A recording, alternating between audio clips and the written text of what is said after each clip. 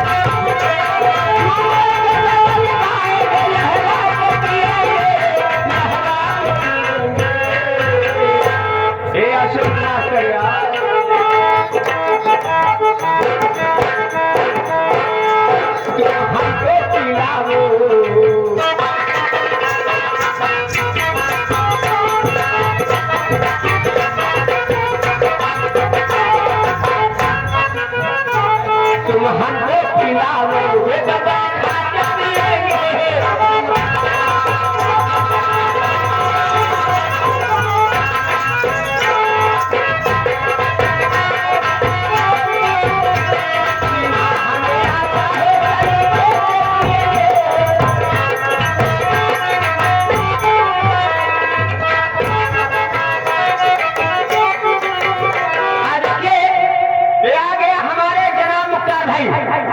बम्बई वाले 21 रुपया दे रहे हैं भाईजान को बार बार अस्सलाम वालेकुम कर रही हूँ।